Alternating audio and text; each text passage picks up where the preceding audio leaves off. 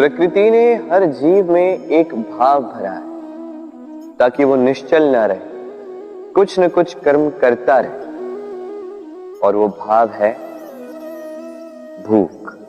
संसार में हर जीव, हर पशु पक्षी प्राणी परिश्रम करता रहता है अपनी इस भूख को मिटाने के लिए।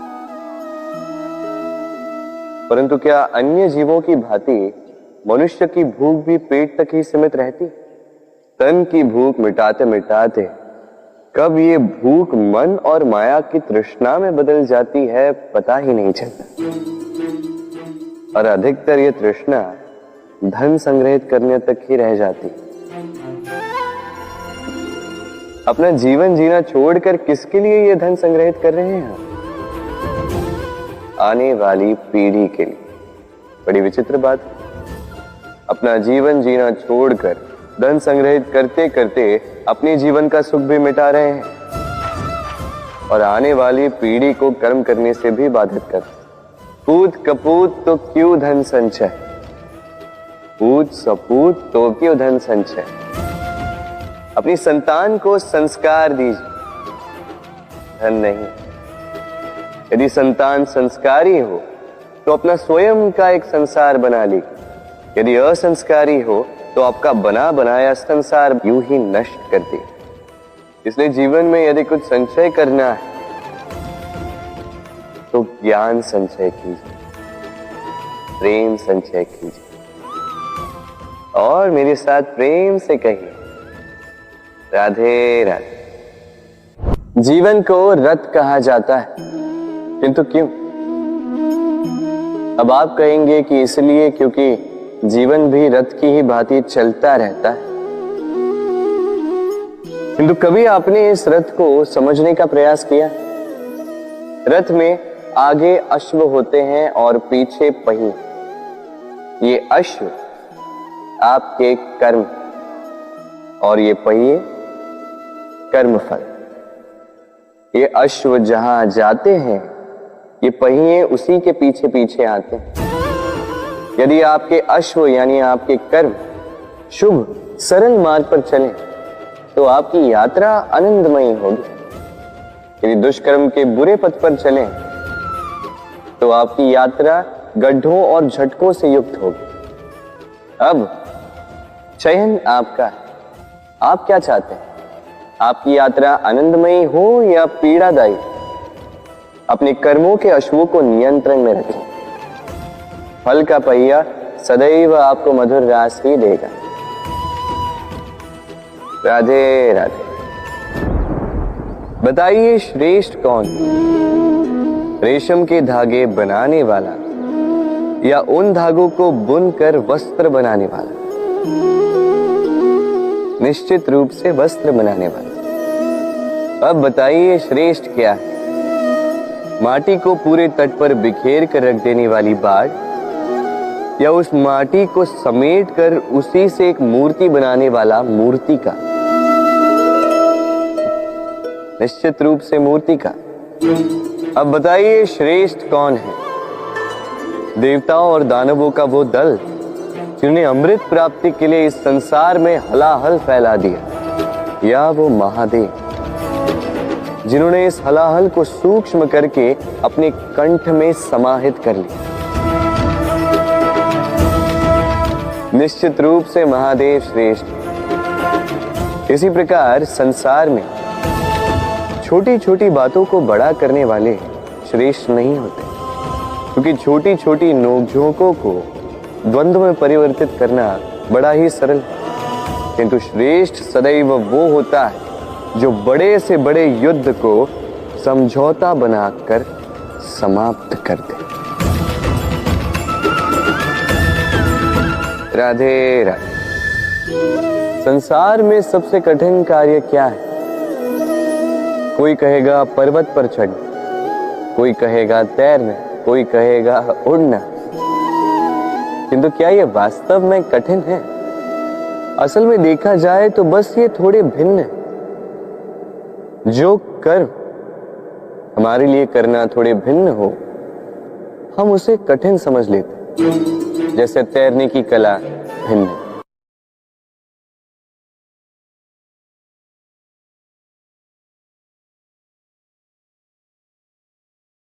बड़े ही परिश्रम से इसे बनाती हैं, अपने शरीर के रस से इसे बुनती हैं। क्या आप इसका उद्देश्य जानते हैं? आखिर मकड़ी इन जालों में नन्ही कीटों को फंसाकर उन्हें अपना भोजन बना लेती है। और क्या आप ये बात जानते हैं कि एक दिन मकड़ी इन्हीं जालों में फंसकर मृत्यु को प्राप्त हो जाती है? बताइए क्या करते हैं आप इन जालों के साथ? दिखते ही हटा देते हैं इनका अस्तित्व, है ना? दूसरी ओर चिड़िया का घोंसला। चिड़िया भी बड़े परिश्रम से इसे बनाती है, किंतु यदि चिड़िया इसे छोड़कर चली भी जाए, उसके पश्चात भी लोग इसका विनाश नहीं करते। कारण क्या? कारण यह है कि इसका निर्माण जीवन के संचयन के लिए किया गया था, आखेट के लिए नहीं। स्मरण रखिएगा, जीवन में आपका परिश्रम कितना भी अधिक हो, यदि आपका लक्ष्य शुभ ना हो तो आपको भी विनाश पाना ही होगा। तो सृजन करते रहिए और मगन होकर कहिए राधे राधे।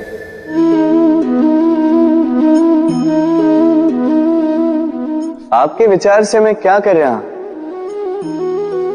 आप कहेंगे मैं दीपक जला रहा हूं।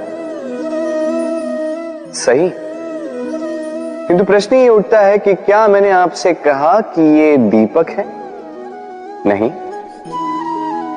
क्या इस दीपक ने स्वयं अपना परिचय आपको दिया? नहीं। फिर आपने कैसे जाना कि ये दीपक है? उत्तर है प्रकाश, जो स्वयं जल कर अंधकार में संसार को राह दिखाए, वो दीपक है। जो निराशा में आशा की ज्योत दिखाए, वो दीपक है। दूसरी ओर सर्प है, जो दिखे नहीं, बस फुफकार दे तो लोग भयभीत हो जाते हैं। अर्थात व्यक्ति का परिचय उसके कर्मों से मिलता है, इसलिए आपको ये बताने की आवश्यकता नहीं कि आप कौन हैं। ये आपके कर्म ही निश्चित करेंगे कि लोग आपसे दीपक समझकर प्रेम करेंगे या सर्प समझकर भयभीत रहेंगे। राधे राधे। समय कितना विचित्र होता है। समय हमारे साथ हो तो हम स्वयं को राजा मान लेते हैं। वही समय यदि विरुद्ध हो जाए तो रंक बनने में समय नहीं लगता। इसलिए मनुष्य की एक आदत होती है, बुरे समय के लिए कुछ बचा कर रखता है। संबंधी, मित्र बुरे समय में साथ छोड़ देते हैं। यश, मान बुरे समय में चला जाता है। तो व्यक्ति सोचता है क्यों ना धन संचय कर। धन का तो कोई मन नहीं होता जो समय आने पर बदल जाए। संसार कहता है कि धन का संचयन करते रहो, बुरे समय में काम आएगा ही। मैं कहता हूं शुभ कर्म करते रहो, आनंदित रहो, स्वयं पर और ईश्वर पर विश्वास रखो, बुरा समय कभी आएगा ही नहीं। राधे राधे। प्रकृति ने मनुष्य को एक विशेष शक्ति दी है, अन्य जीवों से अधिक शक्ति दी, स्मरण शक्ति। यही शक्ति मनुष्य को अन्य जीवों से भिन्न बनाती, इतिहास लिखने की प्रेरणा देती, ज्ञान को पीढ़ी दर पीढ़ी आगे भी बढ़ाती। और जो भूल जाते हैं, अधिकतर रूप से वो उपहास और दया के पात्र बन जाते हैं। परंतु क्या यही पूर्णतः सत्य है? नहीं। यही स्मरण शक्ति मनुष्य के विकास में सबसे बड़ी बाधा भी बन जाती है, उसके चित्त को दूषित कर देती है। बुरे अनुभव, किसी का दिया गया धोखा, किसी का किया गया कटाक्ष मनुष्य भुला नहीं पाता और फिर लग जाता है प्रतिकार में। पहले समय नष्ट करता है प्रतिकार की तैयारी में, फिर समय नष्ट करता है प्रतिकार का अवसर ढूंढने में। यदि संतोष पाना है, यदि जीवन में आनंद पाना है, तो स्मरण शक्ति का सदुपयोग कीजिए। अपनी स्मरण शक्ति को केंद्रित कीजिए केवल अच्छी बातों और अच्छी यादों की ओर। जीवन में प्रसन्नता आए। राधे राधे। मनुष्य अपने परिवार के लिए क्या कुछ नहीं करता, दिन रात परिश्रम करता है ताकि अपने परिवार की आवश्यकता पूर्ति के लिए धन कमा सके। परंतु क्या केवल धन कमाना पर्याप्त है? आप कहेंगे हाँ, क्यों नहीं। धन से सब कुछ मिलता है, विद्या मिलती है, घर मिलता है, औषधि मिलती है, क्या कुछ नहीं मिलता। ये सब एक सीमा तक ठीक, किंतु तनिक मन से सोच के देखिए, जब बालक रोगी होता है तो वो उस कड़वी औषधि को क्यों पी लेता? इसलिए क्योंकि उसके पिता ने उस औषधि को धन से खरीदा? नहीं, बल्कि इसलिए क्योंकि उसके सामने खड़ा उसका पिता, उसे उन पर विश्वास है। विश्वास है कि वो उसे कुछ नहीं होने देंगे।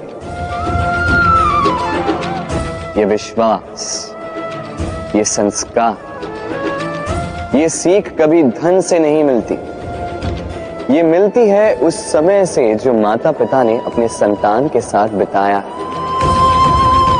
इसलिए जीवन में धन अवश्य कमाई, किंतु अपने परिवार को भी समय दीजिए, प्रसन्नता मिलेगी। राधे राधे। मुझे बताइए, इस दीवार को तोड़ने का क्या लाभ है? यदि किसी संबंध में संदेह घर कर लेता है तो आए दिन शत्रुता की स्थिति बनी रहती है। कल कोई और कारण बन सकता है इस दीवार के पुनः बनने का। तो क्या पुनः इस दीवार को बनाएंगे काका? संबंध की पवित्रता वैसी होनी चाहिए जैसे एक माता और संतान के प्रेम में होती है, निश्चल, निर्दोष, कि बात केवल रूठने मनाने तक ही सीमित रहे।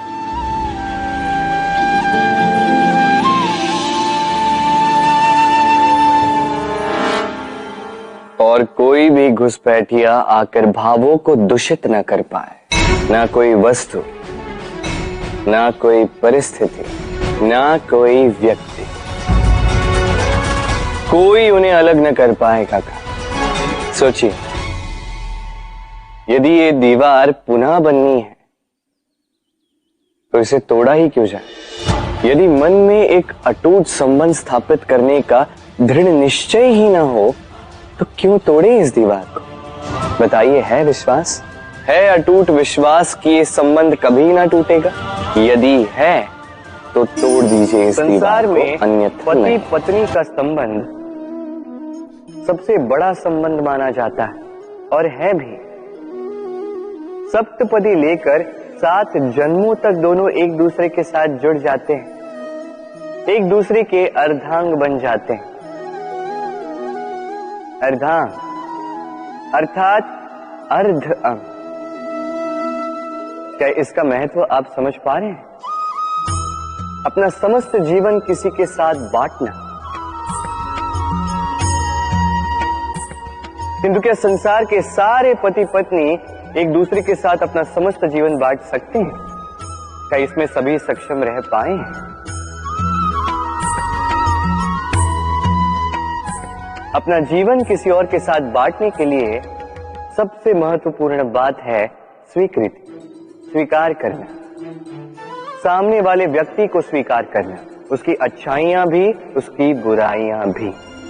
संपूर्णतः रूप से व्यक्ति को स्वीकार करना होगा, तभी ये संबंध बढ़ेगा, तभी ये संबंध और भी सुंदर बनेगा। एक दूसरे के दोष ढूंढना, उन्हें गिनाना, ये केवल और केवल एक ही कार्य करता है, इस संबंध के जीवन का नाश करता है। बस बदले में होना ये चाहिए, एक दूसरे के दोष समझकर उन्हें आभास करवाए बिना उन्हें सुधार देना चाहिए, उनकी कमियों को उनकी शक्ति बना देनी चाहिए।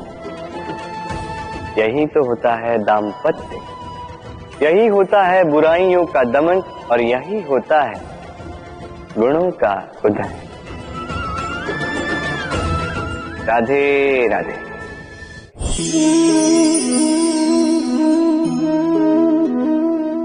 कंकड़ इतना छोटा सा कि उंगली पर आ जाए, किंतु सोचिए यदि यही कंकड़ आंख में लग जाए तो कितनी बड़ी समस्या बन जाता है। अब सोचिए ये कंकड़ आपके मार्ग में है, आप पादुकाएं पहनकर बड़ी सरलता से आगे निकल जा सकते हैं, किंतु यदि यही कंकड़ आपके पांव और पादुकाओं के बीच फंस जाए तो आप ठीक से चल नहीं पाएंगे, भले ही वो मार्ग पुष्पों से भरा क्यों न हो। अर्थात आप बाहर की समस्याओं से, उन चुनौतियों से लड़ सकते हैं, भीतर की नहीं। भीतर की समस्याओं से लड़ना अत्यंत कठिन होता है, इसलिए सर्वप्रथम आप भीतर से शक्तिशाली हो जाइए, भीतर से पूर्ण हो जाइए, फिर आप इस संसार के समस्त समस्याओं और चुनौतियों से लड़ सकते हैं, आप विजयी हो सकते हैं। राधे राधे। प्रेम, ये प्रेम इस संसार में किसे नहीं भाता, हर किसी ने प्रेम का अनुभव किया ही, हर कोई जानता है ये प्रेम कितना सुंदर है, क्यों ना? ये प्रेम भाव इस संसार में सबसे शक्तिशाली भाव है। अब हर शक्ति के साथ आते हैं कुछ उत्तरदायित्व। अब जैसे ही ये उत्तरदायित्व हमारे जीवन में आते हैं, हम सर्वप्रथम प्रेम को भूल जाते हैं, फिर हमें ये प्रेम, ये बोझ लगने लगता है। किंतु इस संसार का सत्य तो यही, हर प्रसन्नता के साथ उत्तरदायित्व आएंगे जिसका पालन हमें करना ही होगा। अब यदि मैं आपको उदाहरण दूं,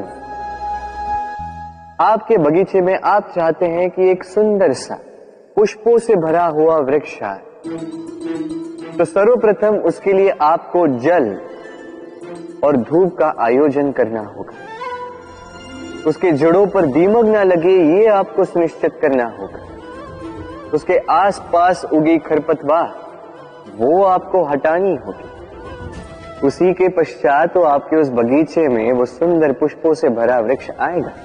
क्यों? इसी प्रकार होता है प्रेम भी।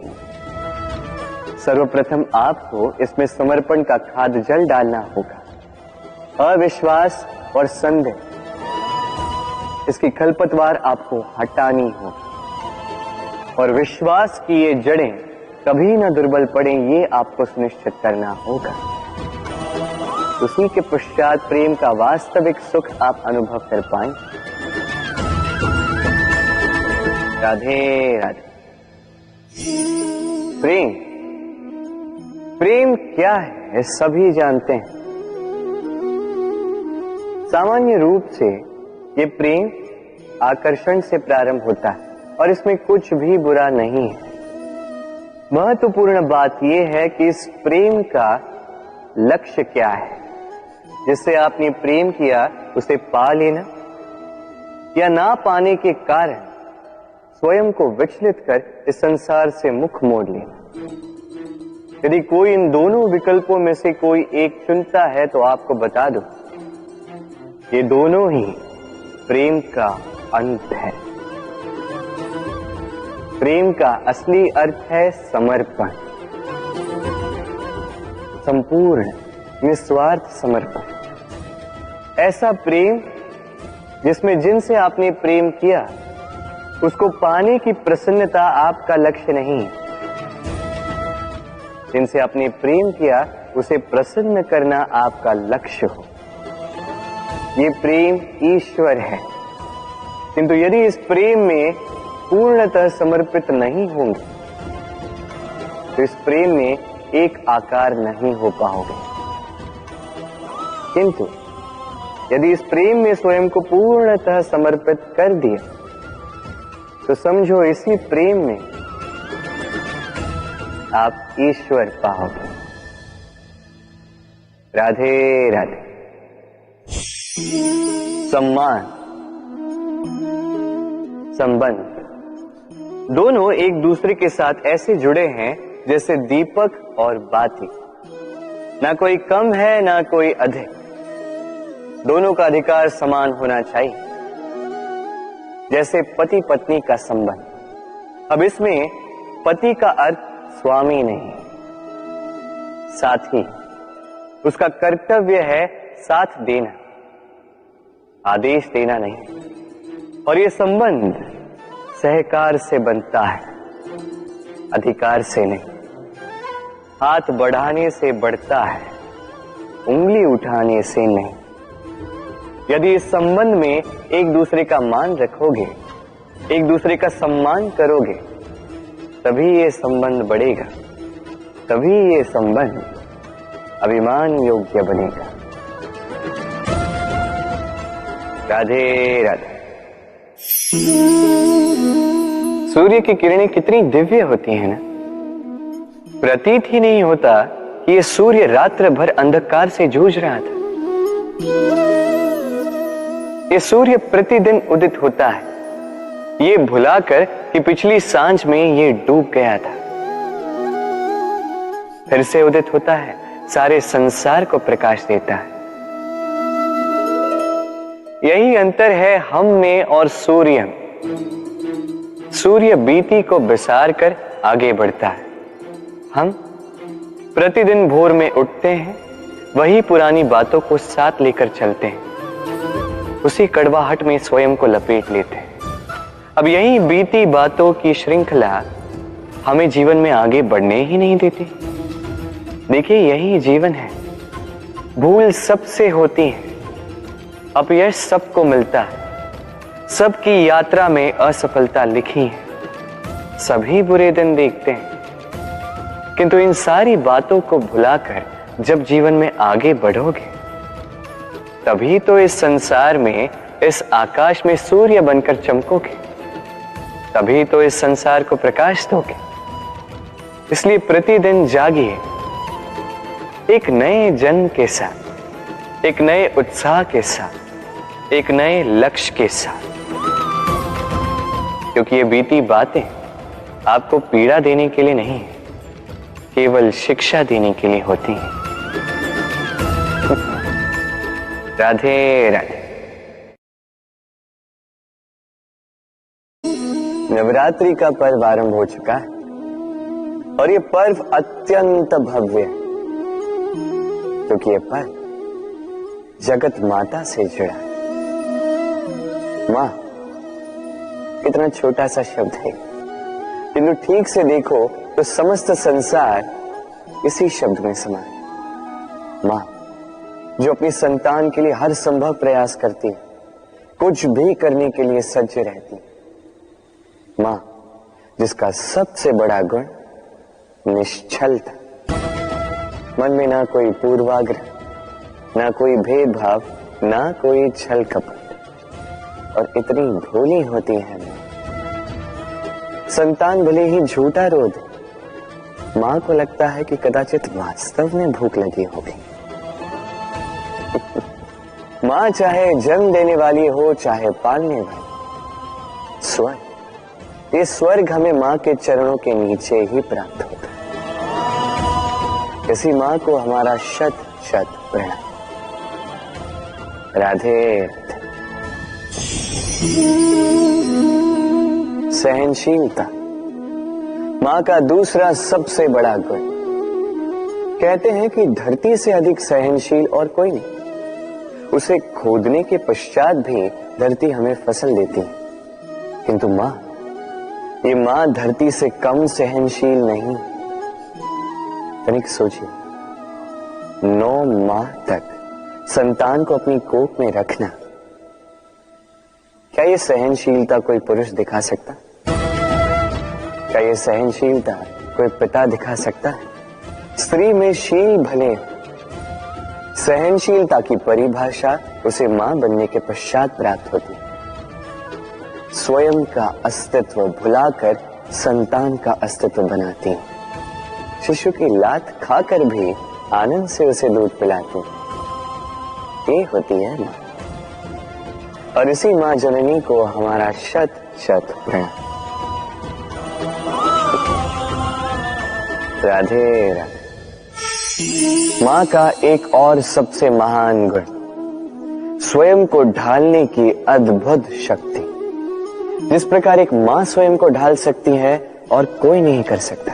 मां एक महानदी की भांति है जिसकी ऊर्जा असीमित है किंतु अहंकार बिल्कुल नहीं। जिस प्रकार एक नदी ढलान के अनुरूप मुड़ जाती है, उसी प्रकार एक मां अपनी संतान के अनुरूप ढल जाती है, चाहे जैसी भी परिस्थिति हो। उसके सोने के समय के अनुरूप स्वयं का सोना, उसके जागने के समय के अनुरूप स्वयं का जगना। संतान की इच्छा का भोजन वो स्वयं का मनपसंद भोजन बना लेती। ये मां का आंचल ही तो है जो धूप में छाप बनकर आता है, जो शीत में कंबल बनकर आता है। मां ऐसी होती है कि संतान की निद्रा ना टूटे, इसलिए एक करवट सोने का अभ्यास कर लेती और इतना स्वयं को केवल वही ढाल सकती है जो संतान की ढाल बन सकती है। इसी मां को हमारा शत शत नमन। राधे राधे। मां के दो और सबसे महान गुण, साहस और संबल। साहस ये कि वो अपने संतान के लिए कुछ भी कर सकती, और संबल ये कि वो अपनी संतान को कभी टूटने बिखरने नहीं देगी। तनिक सोचिए, जब भी आपको चोट लगती है, चीख से पूर्व मां का नाम मुख में क्यों आता है? तनिक सोचिए, जब आपको बल की आवश्यकता होती है, साहस की आवश्यकता होती है, आगे आप अपना मार्ग देख रहे हैं जो अत्यंत कठिन प्रतीत हो रहा है, तब मुख से मां की ही शपथ क्यों निकलती? क्योंकि मां ही है जो हमें साहस देती है, मां ही है जो हमें सहारा देती है। मां जानती है कैसे हमारी उंगली पकड़ के हमें चलना सिखाना है। मां ये भी जानती है कि कैसे कान पकड़ के हमें उचित मार्ग पर लाना है।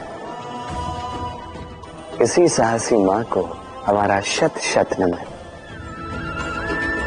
राधे राधे। कभी आपने सुना है हिरणी सिंह से बचने के स्थान पर उससे जाके लड़ पड़ी? हिरणी ने सिंह पर आक्रमण कर दिया। कभी सुना है? कभी नहीं। किंतु ऐसा हो सकता है, ऐसा होता भी है, और ये होता तब है जब हिरणी के शावक संकट में हो। जब उन्हें सिंह से प्राणों का संकट हो, तब हिरणी भी आके सिंह से लड़ पड़ती है, उससे भिड़ पड़ती है, क्योंकि वो मां है और मां अपनी संतान के लिए कुछ भी कर सकती है। ये ममता है, ये जितनी कोमल हो सकती है उतनी ही कठोर भी हो सकती है, और अपनी संतान के हित के लिए वो क्रोध की पराकाष्ठा पार करते हुए अपनी संतान की सुरक्षा करके ही रहेगी। और इसीलिए तो मां संतान के जीवन की सबसे बड़ी ढाल कहलाती है। इसी मां को हमारा शत शत नमन। राधे राधे। करुणा, करुणा वो भाव है जिससे संसार के सारे भाव जन्म लेते हैं, और ये समस्त संसार ये मां से जन्म लेता है। मां वो व्यक्ति है जो करुणा का सागर है। संतान को देखकर ही समझ जाती है कि उसकी विडंबना क्या है, उसकी आवश्यकता क्या है। संतान के नेत्रों में यदि अश्रु दिखे, वो देखकर ही समझ जाती है कि उसके शरीर के कौन से भाग में उसे चोट लगी है। संतान के बिना कहे मां समझ जाती है कि आज भोजन में संतान क्या खाएगी। ये होती है मां। मां करुणा का सबसे बड़ा रूप है। और आज के युग में मनुष्य जो है थोड़ा भी आगे क्यों ना निकल जाए, मां को तो पीछे ही छोड़ देता, मां को भूल ही जाता है। ये भूल आप कभी ना करें, कभी ना करें, क्योंकि मां वो करुणा है जो यदि आपके जीवन से चली गई उसके पश्चात आप जीवन अवश्य जिएंगे, किंतु कभी जीवन जी नहीं पाएंगे। उसके पश्चात आपके जीवन से आपका ये मूल्यांकन, आपके जीवन से करुणा का ये भाव, ये भी आप खो दोगे।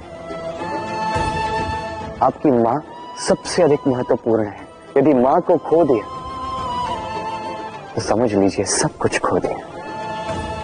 इसलिए मां को सदैव स्मरण रखिए, सदैव उसे प्रेम दीजिए और मेरे साथ कहें राधे राधे। आज विजयदशमी, वो दिन है जब श्री राम ने रावण का वध किया। वो दिन है जब श्री राम ने लंका पर विजय प्राप्त की। लोग कहते हैं कि ये अच्छाई की बुराई पर विजय का प्रतीक है। इसे देखने का एक और रूप भी है। जी हां, ये प्रेम के विजय का भी प्रतीक है, ये परिवार के विजय का भी प्रतीक है। आपको तो ज्ञात होगा ही कि रावण महाज्ञानी था, महाशक्तिशाली था, महादेव का परम भक्त था रावण। अब जो व्यक्ति कैलाश पर्वत उठा सकता था, वो व्यक्ति स्वयं एक कटे हुए वृक्ष की भांति श्री राम के चरणों में गिरा हुआ था। क्यों? क्योंकि राम के साथ लक्ष्मण था, वही रावण के साथ विभीषण भी नहीं था।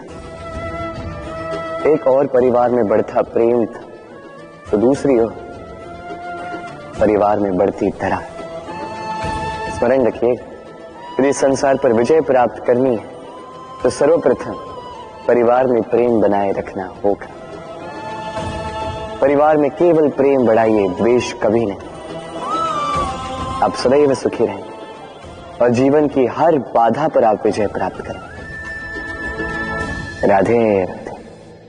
देखिए, कल जो आने वाला है उसके लिए आज को व्यर्थ करना अनुचित है। हमें इस प्रकृति से यही सोच, यही सीख पानी चाहिए। आज का ये क्षण ये कल नहीं आएगा, और कल जो क्षण आने वाला है वो आज को किसी भी प्रकार से प्रभावित नहीं करता। बस इसी सीख को ध्यान में रखते हुए आप सभी निश्चिंत रहिए। जीवन क्या है? ये जीवन हम जन्म लेते हैं, बड़े होते हैं, हमारे माँ बाप हमें पालते हैं, फिर उनके धन से हमारा बालपन बीतता, फिर हम बड़े होते हैं, हम विवाह कर लेते हैं, हमारी संतानें होती हैं, हम उनको पालते हैं, फिर हम वृद्ध हो जाते हैं और एक दिन इस संसार से चले जाते हैं। क्या यही जीवन है? आता होगा ये प्रश्न मन में कई बार, है ना? अब तनिक जल की यात्रा देखिए। सागर से भाप बनकर उठता है, मेघ बनकर बरसता है, फिर नदी बनकर पुनः सागर में समावेश करता है। तो कभी ये प्रश्न नहीं करता कि उसका जीवन क्या है, उसका उद्देश्य क्या है। हर भाव जीता है और दूसरों के लिए जितना बन सके देता जाता। जब सागर में होता है तो असंख्य जल जीवों को जीवन देता है। जब सागर से भाप बनकर मेघ बनता है तो किसानों को आशा देता है कि फसल पुनः उपजेगी। जब वर्षा बनकर बरसता है तो इस सूखी प्यासी धरा को सींचता है। और जब नदी में होता है तो किनारों पर वनस्पतियों को जन्म देता है। तो सोचिए, क्या जल कभी ये सोचता होगा कि उसका जीवन क्या है, उसके जीवन का उद्देश्य क्या है? वो बस अपना धर्म करता जाता और जितना हो सके सबको आनंद देता जाता। इसलिए जीवन में कभी ये प्रश्न मत कीजिएगा कि ये जीवन क्या है, इस जीवन का उद्देश्य क्या है। बस इस जीवन को जिए और जितना हो सके उतना सबको आनंद दे। मन प्रसन्न होकर बोलेगा राधे राधे। कभी वर्षा के कारण बने कीचड़ से होकर आप अपने घर गए? पादुका पहनने के कारण आप उस कीचड़ से तो बच जाते, किंतु इन पादुकाओं द्वारा उड़ने वाली कीचड़ की बूंदें आपके वस्त्रों को मैला कर ही देती। किंतु फिर भी उन बूंदों से आपके वस्त्र मैले हो जाएंगे, इस कारण से आप पादुका पहनना तो नहीं छोड़ते। इसी प्रकार जीवन में कुछ ऐसे लोग भी आते हैं पादुका की भांति, जो आपको कीचड़ से तो बचा लेते हैं, किंतु वस्त्र रूपी आपके मन पर शंका के दाग लगा ही जाते हैं। इन लोगों के कारण से मन को खिन्न करने की आवश्यकता नहीं है। आवश्यक है ये सोचना कि आपको आपके पांव कीचड़ से बचाने या आपके वस्त्र।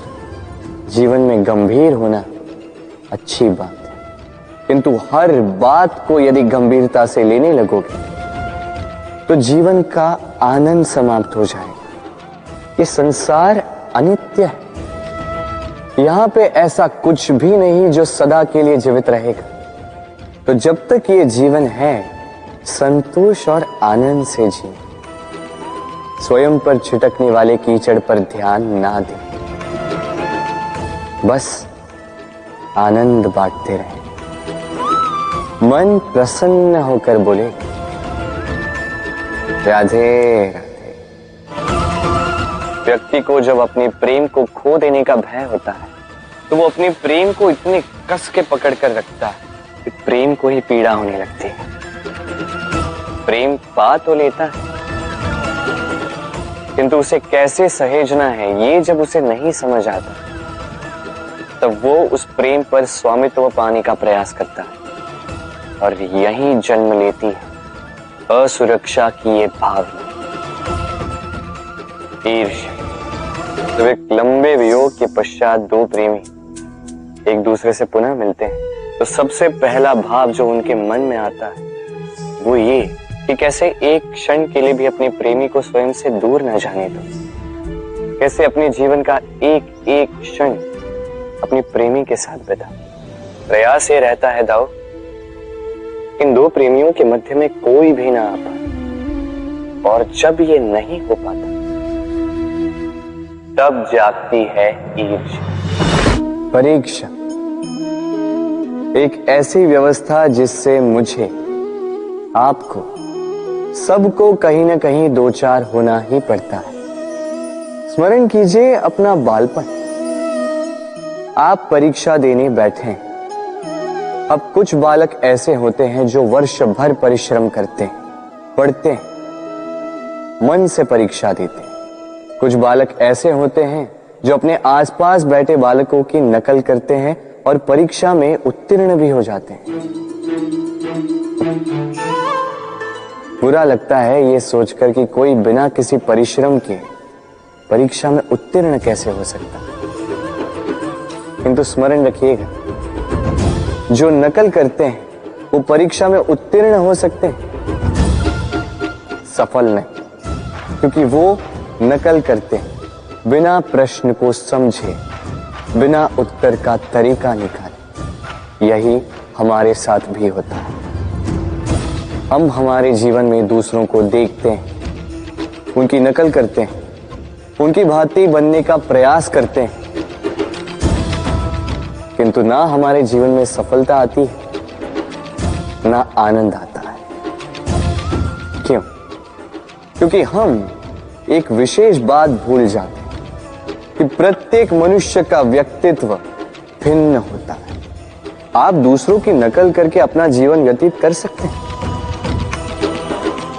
किंतु यदि अपने जीवन में सफलता लानी, यदि अपने जीवन में आनंद लाना है, तो स्मरण रखिए, स्वयं के प्रश्नों का उत्तर जीवन में स्वयं को ही खोजना होगा।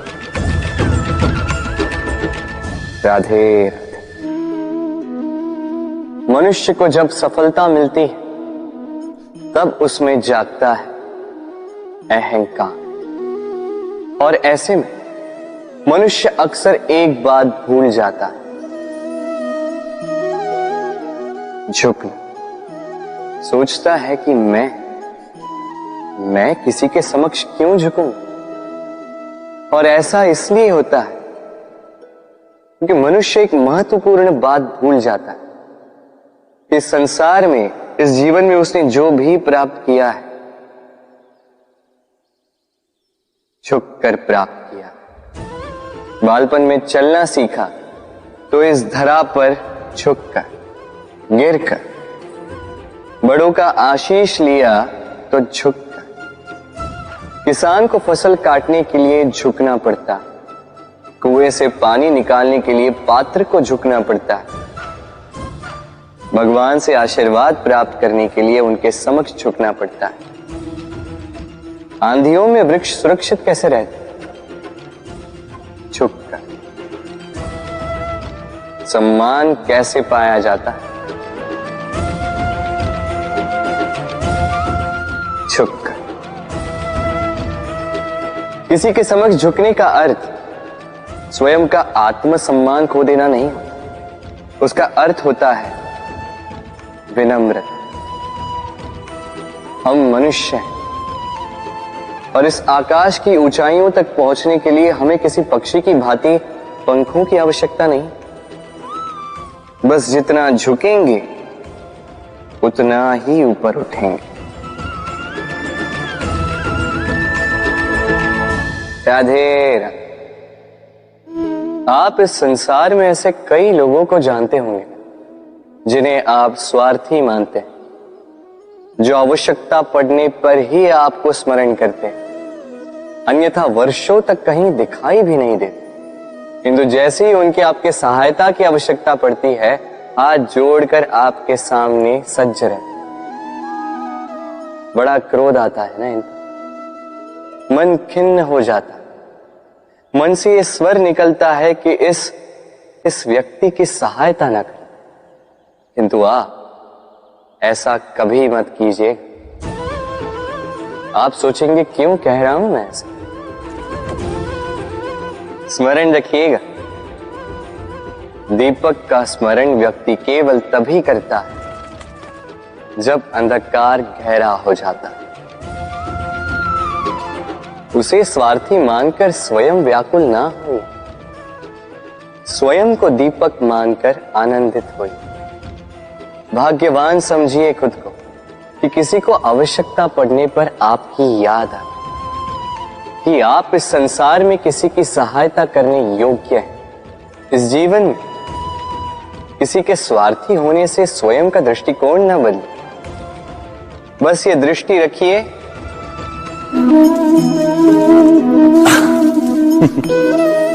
मनुष्य के सारे संबंधों का आधार है अपेक्षा। पति कैसा हो जो मेरा जीवन सुख और सुविधा से भर दे, पत्नी कैसी हो जो सदैव मेरे प्रति समर्पित रहे, संतान कैसी हो जो मेरी सेवा करे।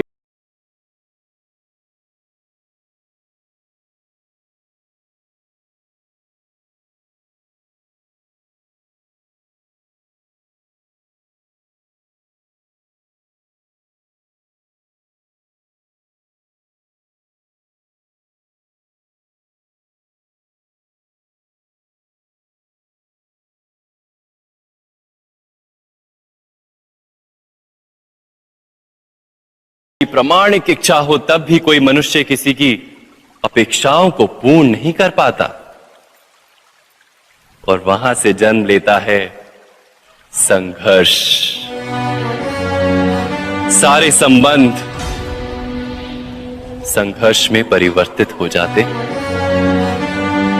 पर मनुष्य अपेक्षा को संबंध का आधार ना बनाए और स्वीकार करे केवल संबंध का आधार, तो क्या ये जीवन स्वयमेव सुख और शांति से नहीं भर जाएगा? स्वयं विचार कीजिएगा।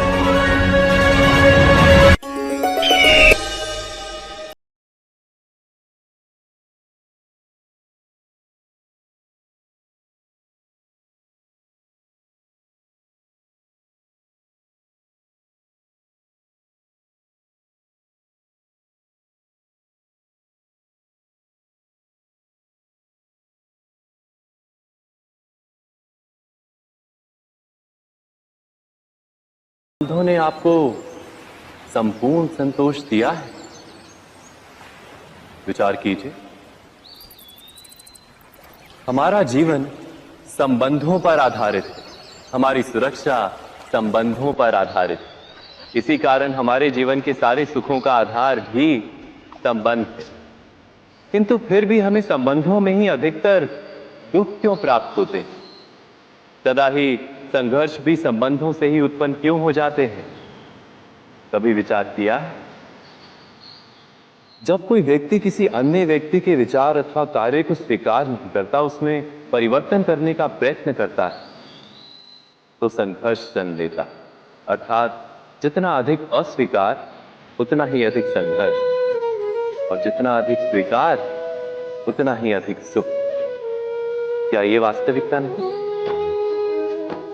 यदि मनुष्य स्वयं अपनी अपेक्षाओं पर अंकुश रखे, अपने विचारों को पर किसी अन्य व्यक्ति में परिवर्तन करने का प्रयत्न ना कर स्वयं अपने भीतर परिवर्तन करने का प्रयास करे, तो क्या संबंधों में संतोष प्राप्त करना इतना कठिन? अर्थात क्या स्वीकार ही संबंध का वास्तविक अर्थ नहीं?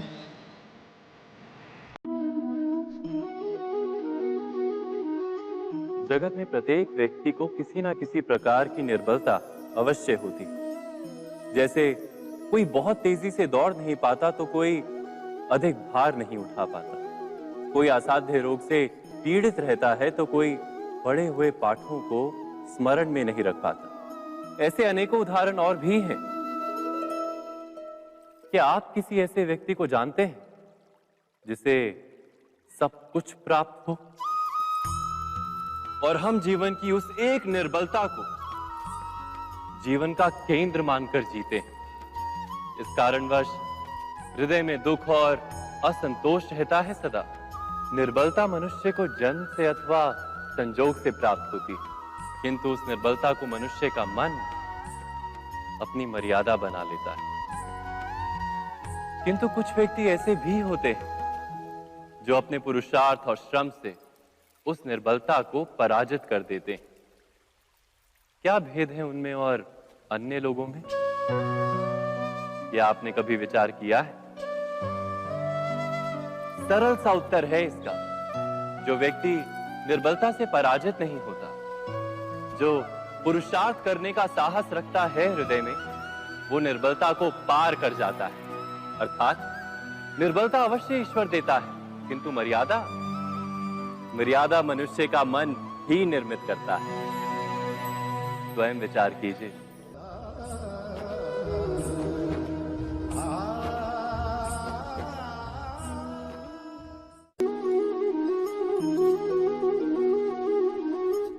भविष्य का दूसरा नाम है संघर्ष। हृदय में आज इच्छा होती है और यदि पूर्ण नहीं हो पाती तो हृदय भविष्य की योजना बनाता है। भविष्य में इच्छा पूर्ण होगी ऐसी कल्पना करता रहता है, किंतु जीवन ना तो भविष्य में है ना अतीत में।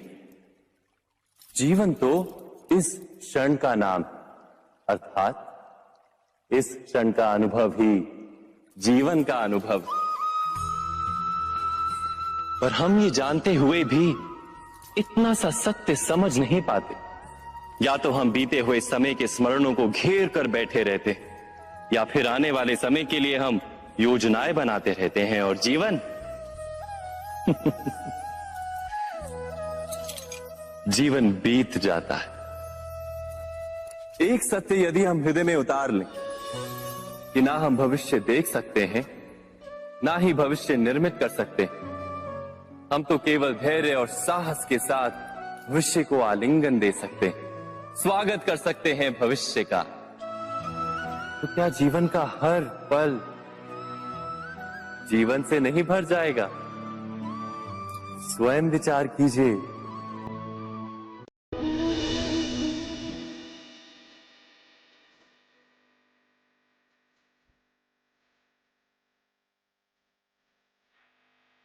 ज्ञान प्राप्ति सदा ही समर्पण से होती है, यह हम सब जानते हैं। किंतु समर्पण का वास्तविक महत्व क्या है? क्या हमने कभी विचार किया? मनुष्य का मन सदा ही ज्ञान प्राप्ति में विभिन्न बाधाओं को उत्पन्न करता है। कभी किसी अन्य विद्यार्थी से ईर्ष्या हो जाती है, कभी पढ़ाए हुए पाठों पर संदेह जन्मता है और कभी गुरु द्वारा दिया गया दंड मन को अहंकार से भर देता है। नहीं, क्या ऐसा नहीं होता? न जाने कैसे कैसे विचार मन को भटकाते हैं और मन की इसी अयोग्य स्थिति के कारण हम ज्ञान प्राप्त नहीं कर पाते। मन की योग्य स्थिति केवल समर्पण से निर्मित होती है। समर्पण मनुष्य के अहंकार का नाश करता है। ईर्ष्या, महत्वाकांक्षा आदि भावनाओं को दूर कर हृदय को शांत करता है और मन को एकाग्र करता है। वास्तव में ईश्वर की सृष्टि में ना ज्ञान की मर्यादा है, ना ज्ञानियों की। गुरु दत्तात्रेय ने तो गाय और श्वान से भी ज्ञान प्राप्त कर लिया था। अर्थात विषय ब्रह्म ज्ञान का हो या जीवन के ज्ञान का या गुरुकुल में प्राप्त होने वाले ज्ञान का, उसकी प्राप्ति के लिए गुरु से अधिक महत्व है उस गुरु के प्रति हमारा समर्पण। क्या यह सत्य नहीं?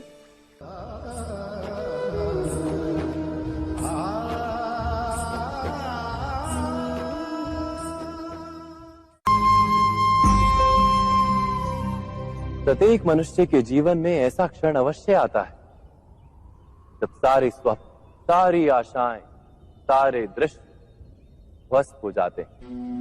जीवन के सारे आयोजन ही बिखर जाते हैं। एक और धर्म होता है और दूसरी ओर सुख। इसी को धर्म संकट कहते हैं। जब धर्म का वहन ही संकट हो और धर्म का त्याग ही सुख हो। विचार कीजिए, कभी किसी स्वजन के विरुद्ध सत्य बोलने का अवसर प्राप्त हो जाता है, कभी ठीक दरिद्रता के समय सरलता से चोरी करने का मार्ग प्राप्त हो जाता है, कभी किसी शक्तिशाली राजनेता या राजा के कर्मचारी का अधर्म प्रकट हो जाता है। सबके जीवन में ऐसी घटना बनती ही रहती है। अधिकतर लोग ऐसे किसी क्षण को धर्म संकट के रूप में जान ही नहीं पाते। हमें किसी प्रकार के संघर्ष का अनुभव ही नहीं होता। सहजता से सुख की ओर खींचे चले जाते हैं, जैसे मक्खी गुड़ की ओर खींची चली जाती। वास्तव में धर्म संकट का क्षण ईश्वर के निकट जाने का क्षण होता है। यदि हम संघर्षों से भयभीत ना हो, सुख की ओर आकर्षित ना हो, अपने धर्म पर दृढ़ रहे, तो ईश्वर का साक्षात्कार दूर नहीं।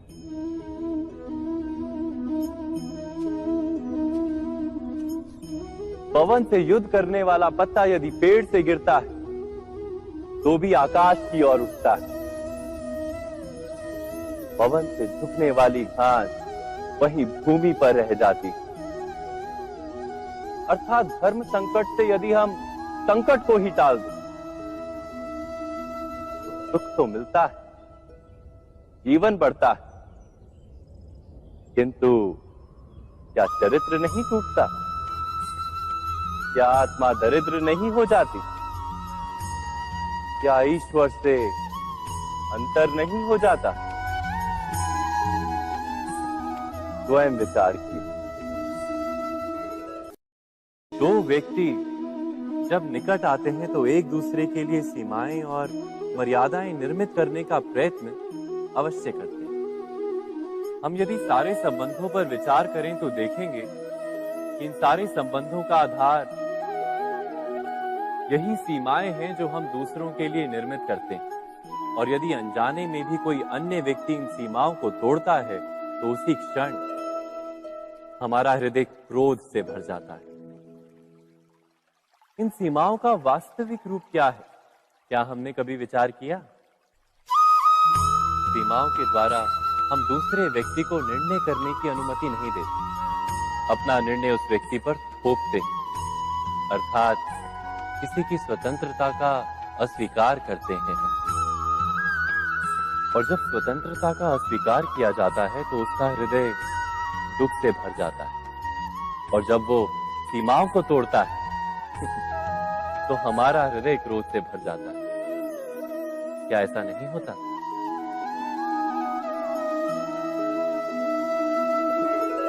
पर यदि एक दूसरे की स्वतंत्रता का सम्मान किया जाए तो किसी मर्यादाओं या सीमाओं की आवश्यकता ही नहीं होती।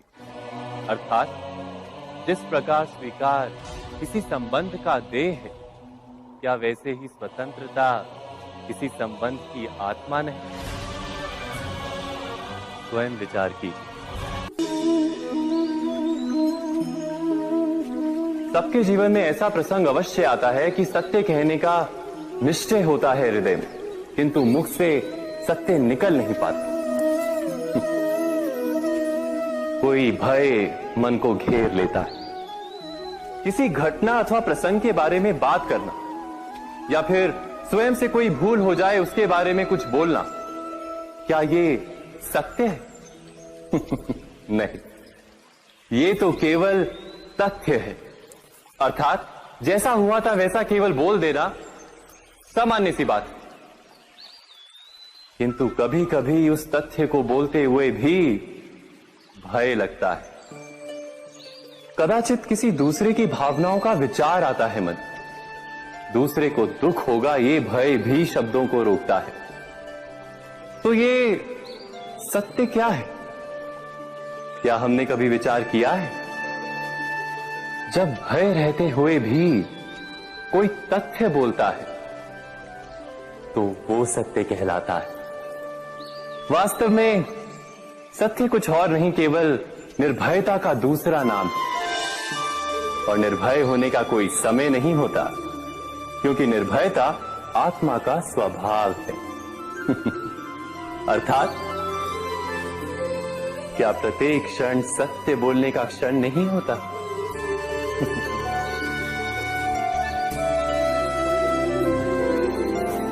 स्वयं विचार कीजिए।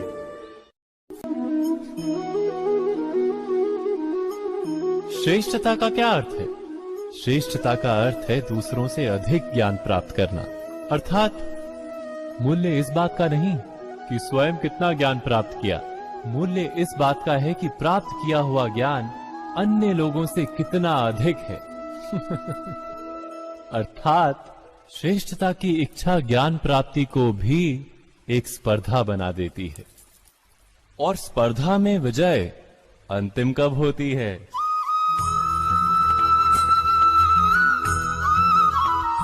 कुछ समय के लिए तो श्रेष्ठ बना जा सकता है, किंतु सदा के लिए कोई श्रेष्ठ नहीं रह पाता। फिर वही असंतोष, पीड़ा और संघर्ष जन्म लेता है। किंतु श्रेष्ठ बनने के बदले यदि उत्तम बनने का प्रयत्न करें तो क्या होगा? उत्तम का अर्थ है कि जितना प्राप्त करने योग्य है वो सब प्राप्त करना, किसी से अधिक पाने की इच्छा से नहीं, मात्र आत्मा की तृप्ति हेतु कुछ प्राप्त करना। उत्तम के मार्ग पर किसी अन्य से स्पर्धा नहीं होती, स्वयं अपने आप से स्पर्धा होती है। अर्थात उत्तम बनने का प्रयत्न करने वाले को देर अबेर सारा ज्ञान प्राप्त हो जाता है, बिना प्रयत्न के ही वो श्रेष्ठ बन जाता है। किंतु जो श्रेष्ठ बनने का प्रयत्न करता है वो श्रेष्ठ बने या ना बने, उत्तम कभी नहीं बन पाता।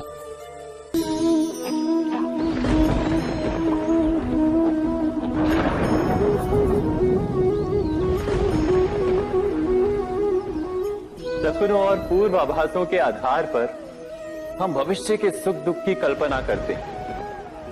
भविष्य के दुख का कारण दूर करने के लिए हम आज योजना बनाते हैं।